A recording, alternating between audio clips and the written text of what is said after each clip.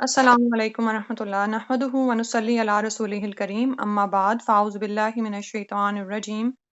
بسم اللہ الرحمن الرحیم رب اشرح لی صدری ویسر لی امری واحلل عقدۃ من لسانی یفقہوا قولی۔ آ، صفحہ نمبر 169 ہے، کتاب کا نام الرحیق المختوم ہے، جو آپ کو پتہ ہے کہ سیرت نگاری میں ایوارڈ یافتہ کتاب ہے۔ اردو ترجمے میں ہم اس کو پڑھ رہے تھے، ابتدائی مسلمانوں کا صبر و ثبات اور اس کے اسباب و عوامل۔ تو یہاں پر رک کر ایک طرح سے اس کا انالیسس کیا گیا ہے کہ ابھی تک جو ہم نے پڑھا ہے، اور اس میں ہم نے یہ دیکھا ہے کہ ابتدائی مسلمانوں نے، یعنی وہ جو سابقون الاولون تھے، انہوں نے کس طرح سے اتنی مشکلات سہنے کے باوجود دین اسلام کو نہیں چھوڑا، اور اس کے پیچھے کیا اسباب تھے اور کیا عوامل تھے۔ تو پڑھنا شروع کرتے ہیں۔ یہاں پہنچ کر، یعنی یہاں تک واقعات کا مطالعہ کرنے کے بعد، گہری سوجھ بوجھ اور مضبوط دل و دماغ کا آدمی بھی حیرت زدہ رہ جاتا ہے، اور بڑے بڑے عقلاء دم بخود ہو کر پوچھتے ہیں کہ آخر وہ کیا اسباب و عوامل تھے جنہوں نے مسلمانوں کو اس قدر انتہائی اور معجزانہ حد تک ثابت قدم رکھا۔ آخر مسلمانوں نے کس طرح ان بے پایا مظالم پر صبر کیا جنہیں سن کر رونگٹے کھڑے ہو جاتے ہیں اور دل لرز اٹھتا ہے۔ بار بار کھٹکنے اور دل کی تہوں سے ابلنے والے اس سوال کے پیش نظر مناسب معلوم ہوتا ہے کہ ان اسباب و عوامل کی طرف ایک سرسری اشارہ کر دیا جائے۔ نمبر 1 ہے ان میں سب سے پہلا اور اہم سبب اللہ کی ذات واحد پر ایمان اور اس کی ٹھیک ٹھیک معرفت ہے، کیونکہ جب ایمان کی بشاشت دلوں میں جانگزی ہو جاتی ہے تو وہ پہاڑوں سے ٹکرا جاتا ہے اور اسی کا پلہ بھاری رہتا ہے، اور جو شخص ایسے ایمان محکم اور یقین کامل سے بہرہ ہو، وہ دنیا کی مشکلات کو، خواہ وہ جتنی بھی زیادہ ہوں اور جیسی بھی بھاری بھرکم، خطرناک اور سخت ہوں، اپنے ایمان کے بالمقابل اس کائی سے زیادہ اہمیت نہیں دیتا جو کسی بند توڑ اور قلعہ شکن سیلاب کی بالائی سطح پر جم جاتی ہے۔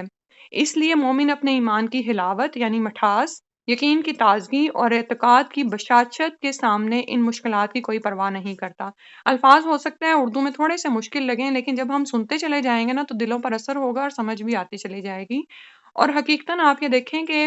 یہ جو کچھ انہوں نے لکھا ہے نا، کہ ایسا یقین کامل اور ایمان محکم تھا کہ پہاڑ بڑی جتنی وہ قلعہ شکن،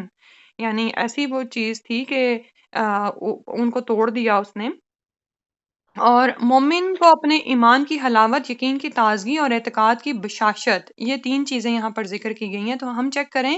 کہ ایمان کی حلاوت یا مٹھاس کیا ہم اپنے اندر محسوس کرتے ہیں؟ جیسے ہم کوئی اچھا کھانا کھاتے ہیں نا تو ہمیں بڑا اچھا لگتا ہے اور ہم اس کو دوبارہ کھانا چاہتے ہیں۔ تو بالکل جب مومن ایمان پر ثابت قدم ہو جاتا ہے نا، تو وہ ایمان کی وہ مٹھاس محسوس کرتا ہے کہ اس کے سامنے اس کی کوئی بھی چیز اہمیت کی نہیں رہتی، پھر وہ اس پر جم جاتا ہے اور یقین اس کے اندر مزید تازہ ہو جاتا ہے۔ اعتقاد کی بشاشت ہوتی ہے جو اس کو ہمیشہ، یعنی جب وہ روز اٹھتا ہے تو ایک نئے یقین اور فریشنس کے ساتھ اٹھتا ہے۔ جیسے قرآن میں آتا ہے فَأَمَّا الزَّبَدُ فَيَذْهَبُ جُفَاءً وَأَمَّا مَا يَنفَعُ النَّاسَ فَيَمْكُثُ فِي الْأَرْضِ۔ بڑی خوبصورت آیت کا حصہ انہوں نے یہاں پہ بیان کیا کہ جو جھاگ ہے وہ تو بیکار ہو کر اڑ جاتا ہے، اور جو لوگوں کو نفع دینے والی چیز ہے وہ زمین میں برقرار رہتی ہے۔ آپ یہ دیکھیں کہ اس کا آپ تقابل کریں کہ وہ جو جھاگ تھا وہ شروع میں تو بڑا اہم نظر آ رہا تھا، جیسے ابھی ابو لہب کا کردار آپ یاد کر لیں کہ کس طرح سے چڑھا چڑھا نظر آتا تھا، ہر جگہ پہ رسول صلی اللہ علیہ وسلم کے مخالف ساتھ ساتھ جا رہا ہے، لیکن کیا تھا، بیکار ہو کر اڑ گیا، آج اس کا نام کوئی لینے والا نہیں ہے، قبر میں وہ کس طرح سے دفن کیا گیا۔ اور اس کے برعکس وہ چیز جو لوگوں کو فائدہ دیتی ہے وہ زمین میں ثبات اور قرار پکڑتی ہے۔ نہ صرف یہ کہ نبی صلی اللہ علیہ وسلم کی سیرت پڑھی جاتی رہے گی تا قیامت، بلکہ صحابہ کرام کے واقعات بھی، سیرت صحابہ اور صحابیات بھی پڑھی جاتی رہیں گی۔ پھر اسی ایک سبب سے ایسے اسباب وجود میں آتے ہیں جو اس صبر و ثبات کو قوت بخشتے ہیں، یعنی مزید اس کو پلہ اس کا بھاری کر دیتے ہیں۔ مثلاً پرکشش کی عادت۔ نبی اکرم صلی اللہ علیہ وسلم جو امت اسلامیہ ہی نہیں بلکہ ساری انسانیت کے سب سے بلند پایہ قائد اور رہنما تھے، ایسے جسمانی جمال، نفسانی کمال، کریمانہ اخلاق، باعظمت کردار اور شریفانہ عادات و اطوار سے بہرہ تھے کہ دل خود بخود آپ صلی اللہ علیہ وسلم کی جانب کھنچے چلے جاتے تھے۔ اس میں اب پوری آپ سیرت کی ہسٹری یاد کر لیں، ہم نے واقعہ جو ہے وہاں سے بھی وہاں تک بھی پڑھا کہ جہاں پر ابراہیم علیہ السلام نے دعا کی تھی اور وہ 2500 سال بعد مکمل ہوئی، تو اللہ سبحانہ و تعالیٰ ایک پورا میدان تیار کر رہے تھے، اور اس میدان میں اشرف المخلوقات اور پھر اشرف الانبیاء ایک نبی کو پیدا کیا جانا تھا، اور اس کے اندر ایسے اخلاق اور کردار کی خصوصیات ہونی چاہیے تھی۔ آپ یہ دیکھیں کہ ایک زکریا علیہ السلام کی دعا ہے جو یحییٰ علیہ السلام کی صورت میں سال بعد ہی پوری ہو گئی، یعنی بچے کو آنے میں کتنے ماہ لگتے ہیں، لیکن ایک ابراہیم علیہ السلام کی دعا ہے کہ جس کو مکمل ہونے میں 2500 سال تقریباً لگے ہیں کہ رسول صلی اللہ علیہ وسلم پیدا ہوئے، کیونکہ پورا ایک حق کا اور باطل کا میدان برپا کیا جا رہا تھا، اور وہ سب واقعہ دہرا لیں کہ ابراہیم علیہ السلام نے اپنی نسل میں سے کچھ کو وہاں پر آباد کیا، اور وہاں پر جو ہے جس طرح سے یعنی بنو اسماعیل وہاں پر پیدا ہوئے اور پھر رسول صلی اللہ علیہ وسلم وہاں پر پیدا ہوئے، تو دل خود بخود آپ صلی اللہ علیہ وسلم کی طرف کھینچے چلے جاتے تھے، اور طبیعتیں خود بخود آپ صلی اللہ علیہ وسلم پر نچھاور ہوتی تھیں، کیونکہ جن کمالات پر لوگ جان چھڑکتے ہیں ان سے آپ صلی اللہ علیہ وسلم کو اتنا بھرپور حصہ ملا تھا کہ اتنا کسی اور انسان کو دیا ہی نہیں گیا۔ آپ صلی اللہ علیہ وسلم شرف و عظمت اور فضل و کمال کی سب سے بلند چوٹی پر جلوہ فگن تھے، عفت و امانت، صدق و صفا اور جملہ امور خیر میں آپ صلی اللہ علیہ وسلم کا وہ امتیازی مقام تھا کہ رفقا تو رفقا، آپ صلی اللہ علیہ وسلم کے دشمنوں کو بھی آپ صلی اللہ علیہ وسلم کی یکتائی اور انفرادیت پر کبھی شک نہ گزرا۔ آپ صلی اللہ علیہ وسلم کی زبان سے جو بات نکل گئی دشمنوں کو بھی یقین ہو گیا کہ وہ سچی ہے اور ہو کر رہے گی، واقعات اس کی شہادت دیتے ہیں۔ ایک بار قریش کے ایسے 3 آدمی اکٹھے ہوئے جن میں سے ہر ایک نے اپنے بقیہ 2 ساتھیوں سے چھپ چھپا کر تنہیں تنہا قرآن مجید سنا تھا، لیکن بعد میں ہر ایک کا راز دوسرے پر فاش ہو گیا۔ انہی تینوں میں سے ایک ابو جہل بھی تھا۔ تینوں اکٹھے ہوئے تو ایک نے ابو جہل سے دریافت کیا کہ بتاؤ تم نے جو کچھ محمد صلی اللہ علیہ وسلم سے سنا ہے اس کے بارے میں تمہاری رائے کیا ہے؟ ابو جہل نے کہا میں نے کیا سنا ہے، بات دراصل یہ ہے کہ ہم نے اور بنو عبد مناف نے شرف و عظمت میں ایک دوسرے کا مقابلہ کیا، انہوں نے غربائے مساکین کو کھلایا تو ہم نے بھی کھلایا، انہوں نے داد و دہش میں سواریاں عطا کی تو ہم نے بھی عطا کی، انہوں نے لوگوں کو عطیات سے نوازا تو ہم نے بھی ایسا کیا، یہاں تک کہ جب ہم اور وہ گھٹنوں گھٹنوں ایک دوسرے کے پلہ ہو گئے اور ہماری اور ان کی حیثیت ریس کے 2 مد مقابل گھوڑوں کی ہو گئی، تو اب بنو عبد مناف کہتے ہیں کہ ہمارے اندر ایک نبی صلی اللہ علیہ وآلہ وسلم ہے جس کے پاس آسمان سے وحی آتی ہے، بھلا بتائیے ہم اسے کب پا سکتے ہیں؟ خدا کی قسم ہم اس شخص پر کبھی ایمان نہ لائیں گے اور اس کی ہرگز تصدیق نہ کریں گے۔ آپ یہ دیکھیں کہ یہاں سے ہمارے کتنے سوالوں کے جواب نکل آتے ہیں کہ یہ بات نہیں تھی کہ انہیں دین اسلام کی سمجھ نہیں آتی تھی، بلکہ کیا تھا کہ وہ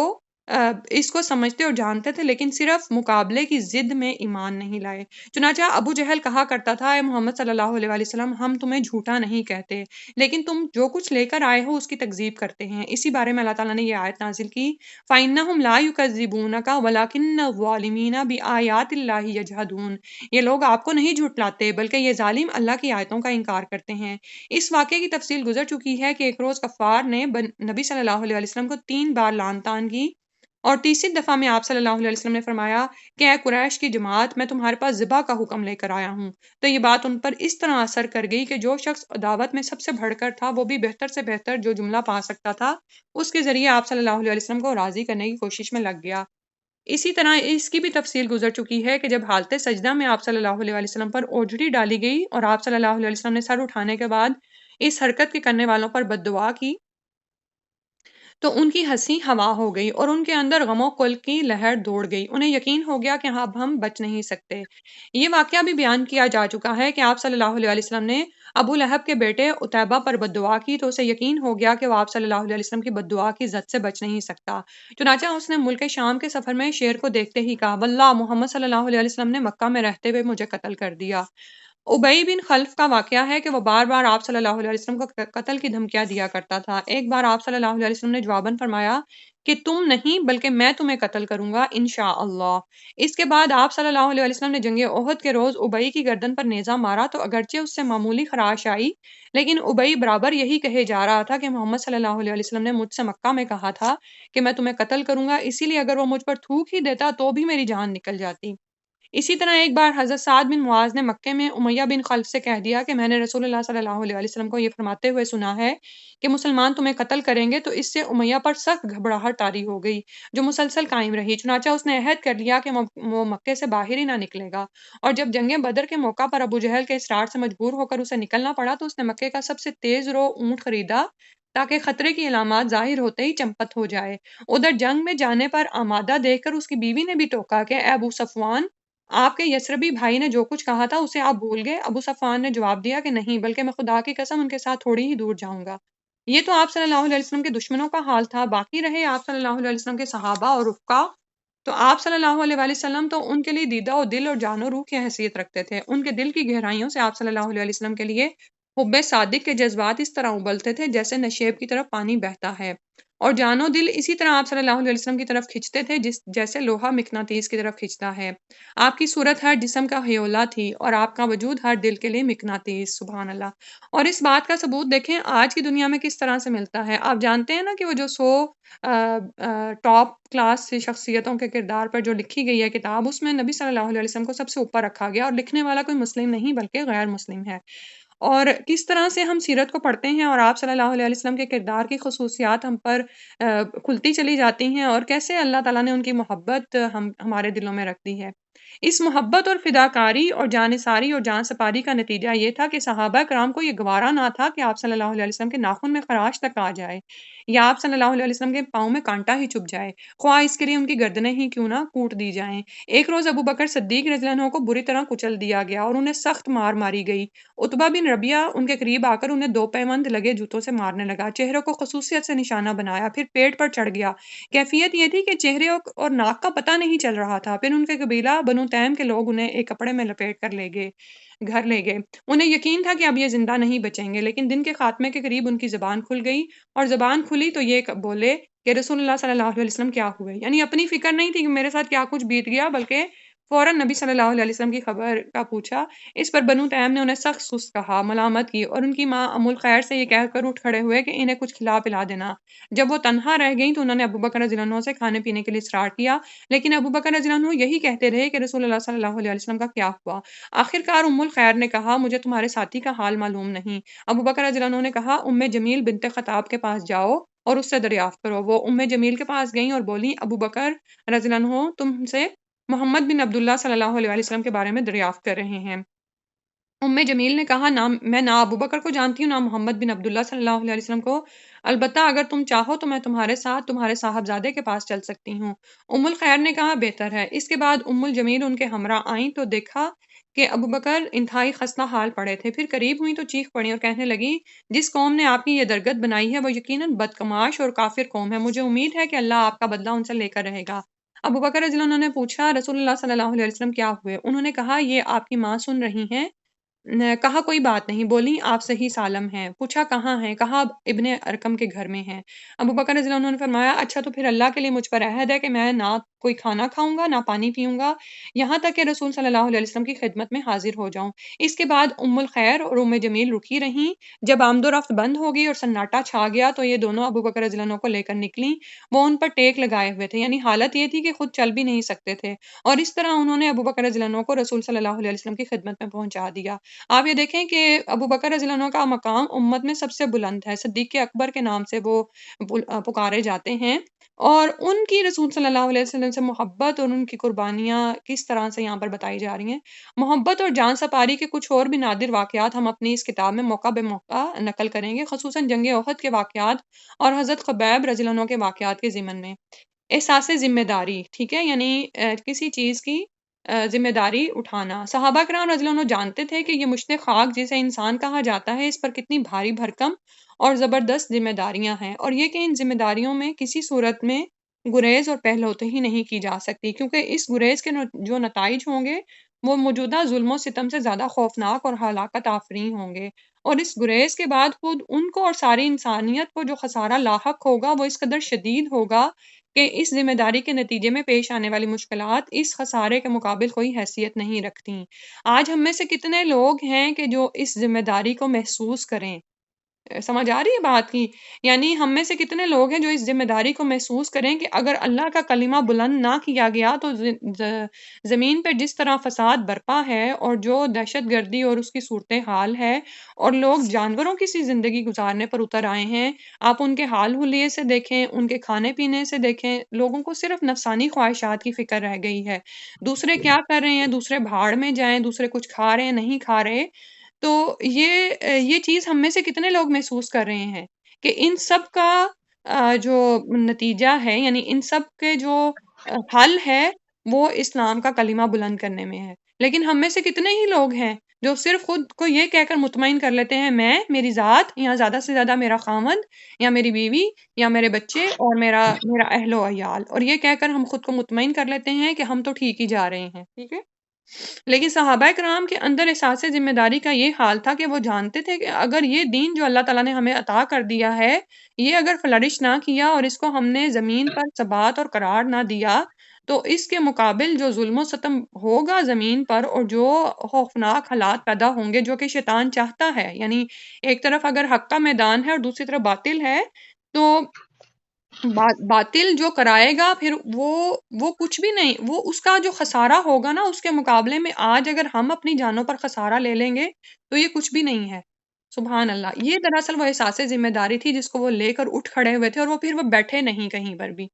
چوتھا نمبر ہے آخرت پر ایمان، جو مذکورہ احساس ذمہ داری کی تقویت کا باعث تھا۔ صحابہ کرام رضی اللہ عنہم اس بات پر غیر متزلزل یقین رکھتے تھے کہ انہیں رب العالمین کے سامنے کھڑے ہونا ہے، پھر ان کے چھوٹے بڑے اور معمولی اور غیر معمولی ہر طرح کے اعمال کا حساب لیا جائے گا۔ سبحان اللہ، آج ہم میں سے کتنے لوگ اس بات پر ایمان رکھتے ہیں کہ جو نعمت عظمیٰ کہا جاتا ہے نبوت کو، کہ جو نعمت اور جو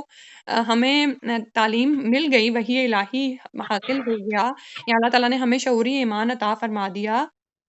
ہم اس کو لے کر اللہ کے سامنے کھڑے ہوں گے کہ ہم نے اس کو کہاں تک پہنچایا۔ آخرت پر ہمارا ایمان ہے ایسا؟ اس کے بعد یا تو نعمتوں بھری دائمی جنت ہوگی یا عذاب سے بھڑکتی ہوئی جہنم۔ اس یقین کا نتیجہ یہ تھا کہ صحابہ کرام رضی اللہ عنہم اپنی زندگی امید و بیم کی حالت میں گزارتے تھے، یعنی اپنے پروردگار کی رحمت کی امید رکھتے تھے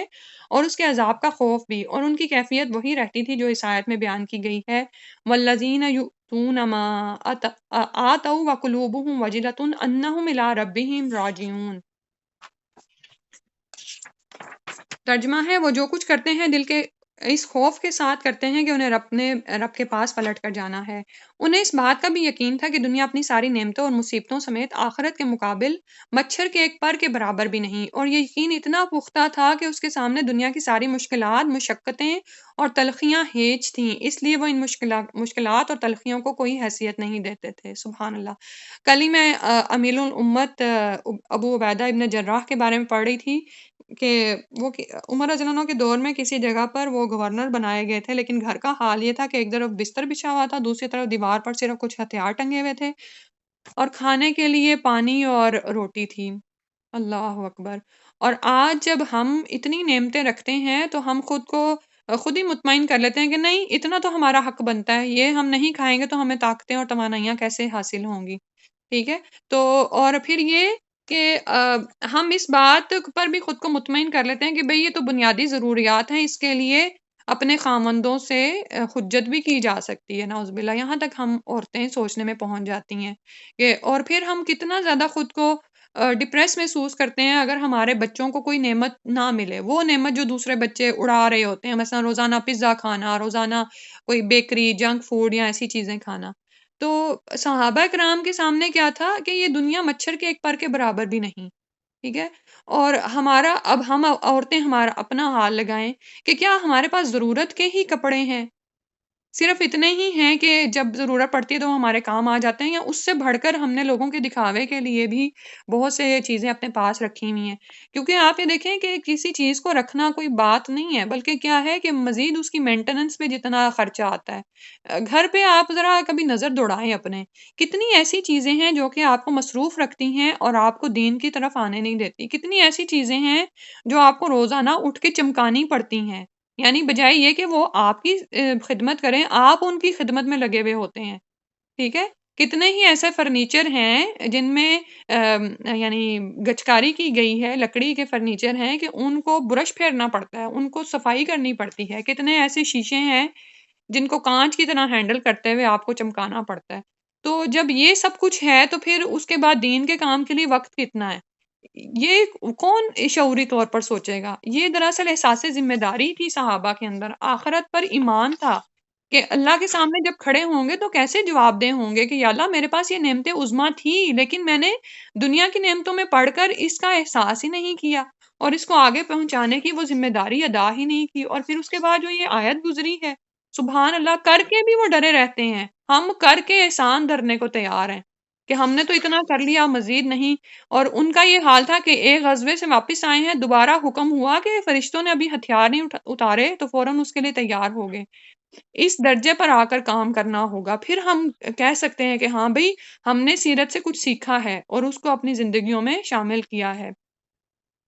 نمبر 5 پوائنٹ ہے، انہی پرخطر، مشکل ترین اور تیر و تار حالات میں ایسی صورتیں اور آیتیں بھی نازل ہو رہی تھیں جن میں بڑے ٹھوس اور پرکشش انداز سے اسلام کے بنیادی اصولوں پر دلائل اور براہین قائم کیے گئے تھے، اور اس وقت اسلام کی دعوت انہی اصولوں کے گرد گردش کر رہی تھی۔ ان آیتوں میں اہل اسلام کو ایسے بنیادی امور بتائے جا رہے تھے جن پر اللہ تعالیٰ نے عالم انسانیت کے سب سے باعظمت اور پر رونق معاشرے یعنی اسلامی معاشرے کی تعمیر و تشکیل مقدر کر رکھی تھی۔ ان آیات میں مسلمانوں کے جذبات و احساسات کو پامردی اور ثابت قدمی پر ابھارا جا رہا تھا، اس کے لیے مثالیں دی جا رہی تھیں اور اس کی حکمتیں بیان کی جاتی تھیں۔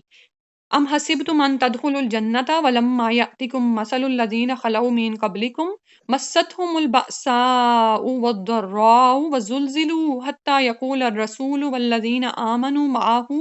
متى نصر الله ألا إن نصر الله قريب۔ پھر فرمایا الف لام میم احسب الناس ان یترکوا ان یقولوا آمنا وهم لا یفتنون وَلَقَدْ فَتَنَّا الَّذِينَ مِن قَبْلِهِمْ فَلَيَعْلَمَنَّ اللَّهُ الَّذِينَ صَدَقُوا وَلَيَعْلَمَنَّ الْكَاذِبِينَ۔ اور انہی کے پہلو پہ پہلو ایسی آیات کا نزول بھی ہو رہا تھا جن میں کفار اور معاندین کے اعتراضات کے دندان شکن جواب دیے گئے تھے، ان کے لیے کوئی ہیلہ باقی نہیں چھوڑا گیا تھا، اور انہیں بڑے واضح اور دو ٹوک الفاظ میں بتا دیا گیا تھا کہ اگر وہ اپنی گمراہی اور عناد پر مصر رہے تو اس کے نتائج کس قدر سنگین ہوں گے۔ اس کی دلیل میں گزشتہ قوموں کے ایسے واقعات اور تاریخی شواہد پیش کیے گئے تھے جن سے واضح ہوتا تھا کہ اللہ کی سنت اپنے اولیاء اور اعداء کے بارے میں کیا ہے، یعنی اللہ کی سنت اپنے دوستوں اور دشمنوں کے بارے میں کیا رہی ہے۔ پھر اس ڈراوے کے پہلو پہ پہلو لطف و کرم کی باتیں بھی کہی جا رہی تھیں اور افہام و تفہیم اور ارشاد و رہنمائی کا حق بھی ادا کیا جا رہا تھا تاکہ باز آنے والے اپنی کھلی گمراہی سے باز آ سکیں۔ در حقیقت قرآن مسلمانوں کو ایک دوسری ہی دنیا کی سیر کراتا تھا اور انہیں کائنات کے مشاہد، ربوبیت کے جمال، الوہیت کے کمال، رحمت و رافت کے آثار اور لطف و رضا کے ایسے ایسے جلوے دکھاتا تھا کہ ان کے جذب و شوق کے آگے کوئی رکاوٹ برقرار نہ رہ سکتی تھی۔ جیسے ابھی میں نے بات کی نا کہ ہم تو دنیا کی نعمتوں میں ڈوبے ہوئے ہیں، نظر نہیں آتا کہ کرنا کیا ہے، تو پھر بتائے گا کون؟ قرآن بتائے گا۔ قرآن مسلمانوں کو ایک دوسری دنیا کی سیر کراتا تھا۔ آپ یہ دیکھیں کہ مشرکین مکہ دین اسلام کو ماننے میں ان کو مصیبت ہی کیا تھی؟ یہی نا کہ ان کا ایک پورا مذہب کا بنا بنایا نظام قائم تھا، جبکہ اسلام کی حالت ایک نوزائیدہ پودے کی سی تھی۔ اس کی طرف کون راغب ہوتا؟ وہ تو انہیں لگتا تھا کہ ہمارا جو نظام بنا بنایا، اور اس نظام کو انہوں نے اپنے کچھ بزرگوں کے نام بھی دے رکھے تھے کہ تاکہ اس کی مزید حقانیت ثابت ہو سکے، اور دوسری طرف قرآن ان کو توحید کی دعوت دے رہا ہے۔ تو یہی وہ چیز تھی جس نے صحابہ کرام کے ایمان کو مزید استقلال بخشا تھا۔ پھر انہی آیات کی تہ میں مسلمانوں سے ایسے ایسے خطاب بھی ہوتے تھے جن میں پروردگار کی طرف سے رحمت اور رضوان، دائمی نعمتوں سے بھری ہوئی جنت کی بشارت ہوتی تھی، اور ظالم اور سرکش دشمنوں اور کافروں کے ان حالات کی تصویر کشی ہوتی تھی کہ وہ رب العالمین کی عدالت میں فیصلے کے لیے کھڑے کیے جائیں گے۔ ٹھیک ہے، تو کتنا زیادہ ضروری ہے کہ ایک دفعہ جب ہم اس راہ پر قائم ہو گئے تو ہمیں بار بار کیا چاہیے؟ ریفریشنگ لیکچرز چاہیے جو کہ ہمیں اس بات کی یاد کراتے رہیں کہ اس دنیا نے فنا ہو جانا ہے اور آخرت میں دائمی نعمتیں موجود ہیں۔ ان کی بھلائیاں اور نیکیاں ضبط کر لی جائیں گی، اور انہیں چہروں کے بل گھسیٹ کر یہ کہتے ہوئے جہنم میں پھینک دیا جائے گا کہ لو جہنم کا لطف اٹھاؤ۔ تو یہ وہ ڈراوا تھا جس سے وہ بچ کر لگے ہوئے تھے۔ کامیابی کی بشارتیں، ان ساری باتوں کے علاوہ مسلمانوں کو اپنی مظلومیت کے پہلے ہی دن سے بلکہ اس سے بھی پہلے سے معلوم تھا کہ اسلام قبول کرنے کے معنی یہ نہیں ہے کہ دائمی مصائب اور ہلاکت خیزیاں مول لے لی گئیں، بلکہ اسلامی دعوت روز اول سے جاہلیت، جہلا اور اس کے ظالمانہ نظام کے خاتمے کے لیے عزائم رکھتی ہے، اور اس دعوت کا ایک اہم نشانہ یہ بھی ہے کہ روئے زمین پر اپنا اثر و نفوذ پھیلائے اور دنیا کے سیاسی موقف پر اسی طرح غالب آ جائے کہ انسانی جمعیت اور اقوام عالم کو اللہ کی مرضی کی طرف لے جا سکے اور انہیں بندوں کی بندگی سے نکال کر اللہ کی بندگی میں داخل کر سکے۔ قرآن مجید میں یہ بشارتیں کبھی اشارتاً اور کبھی صراحتاً نازل ہوتی تھیں۔ چنانچہ ایک طرف حالات یہ تھے کہ مسلمانوں پر پوری روئے زمین پر اپنی ساری وسعتوں کے باوجود تنگ بنی ہوئی تھی اور ایسا لگتا تھا کہ اب وہ پنپ نہ سکیں گے بلکہ ان کا مکمل صفایا کر دیا جائے گا۔ مگر دوسری طرف انہی حوصلہ شکن حالات میں ایسی آیات کا نزول بھی ہوتا رہتا تھا جن میں پچھلے انبیاء کے واقعات اور ان کی قوم کی تکذیب اور کفر کی تفصیلات مذکور ہوتی تھیں، اور ان آیات میں ان کا نقشہ جو کھینچا جاتا تھا وہ بعینہ ہی وہی ہوتا تھا جو مکے کے مسلمانوں اور کافروں کے مابین درپیش تھا۔ اس کے بعد یہ بھی بتایا جاتا تھا کہ ان حالات کے نتیجے میں کس طرح کافروں اور ظالموں کو ہلاک کیا گیا اور اللہ کے نیک بندوں کو روئے زمین کا وارث بنایا گیا۔ اس طرح ان آیات میں واضح اشارہ ہوتا تھا کہ آگے چل کر اہل مکہ ناکام اور نامراد رہیں گے اور مسلمان اور ان کی اسلامی دعوت کامیابی سے ہمکنار ہوگی۔ پھر انہی حالات اور ایام میں بعض ایسی آیتیں بھی نازل ہو جاتی تھیں جن میں صراحت کے ساتھ اہل ایمان کے غلبے کی بشارت موجود ہوتی تھی۔ مثلا اللہ تعالیٰ کا ارشاد ہے وَلَقَدْ سَبَقَتْ كَلِمَتُنَا لِعِبَادِنَا الْمُرْسَلِينَ إِنَّهُمْ لَهُمُ الْمَنْصُورُونَ وَإِنَّ جُنْدَنَا لَهُمُ الْغَالِبُونَ فَتَوَلَّ عَنْهُمْ حَتَّىٰ حِينٍ وَأَبْصِرْهُمْ فَسَوْفَ يُبْصِرُونَ أَفَبِعَذَابِنَا يَسْتَعْجِلُونَ فَإِذَا نَزَلَ بِسَاحَتِهِمْ فَسَاءَ صَبَاحُ الْمُنذَرِينَ۔ پھر ایک جگہ پر ارشاد ہوا سَيُهْزَمُ الْجَمْعُ وَيُوَلُّونَ الدُّبُرَ، پھر فرمایا جُندٌ مَّا هُنَالِكَ مَهْزُومٌ مِّنَ الْأَحْزَابِ۔ مہاجرین حبشہ کے بارے میں ارشاد ہوا وَالَّذِينَ هَاجَرُوا فِي اللَّهِ مِن بَعْدِ مَا ظُلِمُوا لَنُبَوِّئَنَّهُمْ فِي الدُّنْيَا حَسَنَةً وَلَأَجْرُ الْآخِرَةِ أَكْبَرُ لَوْ كَانُوا يَعْلَمُونَ۔ سبحان اللہ۔ تو آپ یہ دیکھیں کہ یہ وہ تمام چیزیں ہیں جن سے ہم بھی گزرتے ہیں، ان آیات سے ہم بھی گزرتے ہیں، لیکن ہم پر ان کا اثر کس طرح سے ہوتا ہے دیکھنا یہ ہے کہ کیا ہم اللہ سبحانہ وتعالیٰ کی طرف سے جو بشارتیں دی جاتی ہیں اس پر بعینی ہی ایمان لے آتے ہیں۔ کیونکہ اوپر جیسے صفحے کا آغاز اس سے ہو رہا ہے نا کہ مسلمانوں پر زمین اپنی وسعت کے باوجود تنگ ہو چکی تھی۔ بعض اوقات ہم بھی ایسے حالات میں آزمائے جاتے ہیں کہ ہر طرف سے گھیرا تنگ کر دیا جاتا ہے، کوئی اپنا ساتھی مددگار نہیں ملتا، کوئی آپ کے مطلب کی بات نہیں کہتا، کوئی آپ کی سوچ نہیں پڑتا، بلکہ اپنی الگ ہی سوچ ہوتی ہے جس پر آپ ایک دم سے غمگین ہو جاتے ہیں۔ دل اس طرح سے پکڑ میں آ جاتا ہے کہ یا اللہ یہ لوگ کب سمجھیں گے، کب ہم راہ پر آئیں گے، ٹھیک ہے؟ تو اس وقت کیا چیزیں آپ کو حوصلہ دلاتی ہیں؟ یہی آیتیں ہی کہ آخر تو حق کی ہی فتح ہونی ہے۔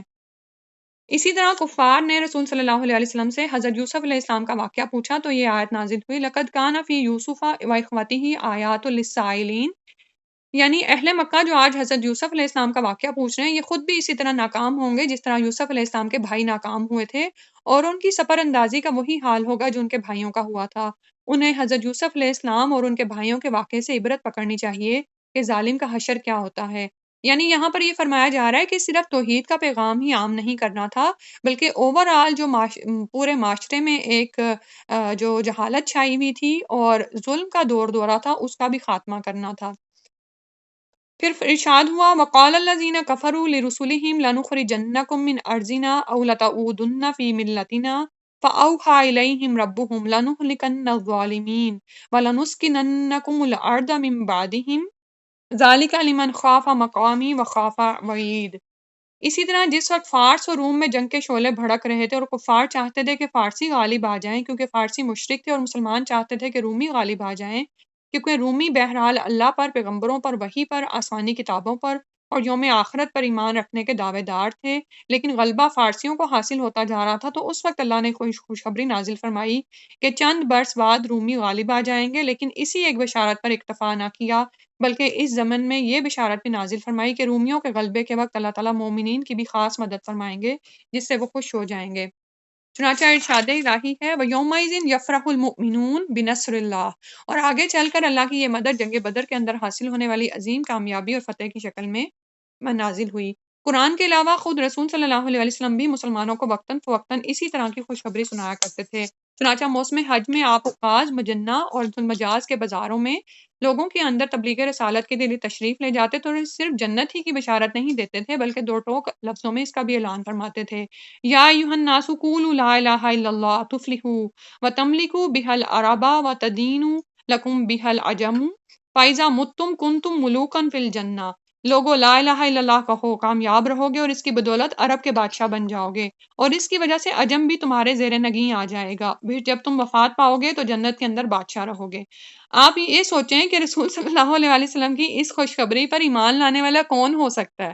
جس کے اندر حقیقتاً ایمان جاگزیں ہو چکا ہو، کیونکہ ایک شخص ہے جس کی کوئی سے ہی نہیں ہے، جو آج ایک نیا دین لے کر اٹھا ہے اور اس کے مقابل ایک بنا بنایا پورا باطل دین اپنی پوری شان و شوکت کے ساتھ موجود ہے، اور اس معاشرے میں وہ فرما رہا ہے یا ایھا الناس قولوا لا الہ الا اللہ تفلحوا، تم کامیاب ہو جاؤ گے، عرب کے بادشاہ بن جاؤ گے، عجم تمہارے زیر نگین آ جائے گا،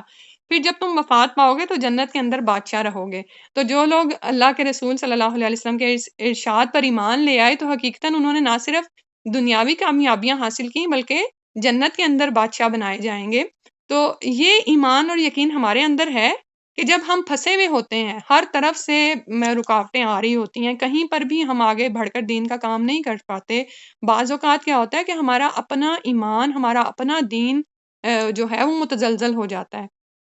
اس وقت ان خوشخبریوں کو یاد کیا کریں کہ نہیں، خود کو امید دلایا کریں، نہیں تھوڑی ہی دیر ہے، یہی حق ہی کامیاب ہوگا، باطل کے لیے تو شکست ہی ہے۔ آج اتنا ہی کر لیتے ہیں۔ سبحانک اللہم و بحمدک، نشہد ان لا الہ الا انت، نستغفرک و نتوب الیک۔ السلام علیکم ورحمۃ اللہ۔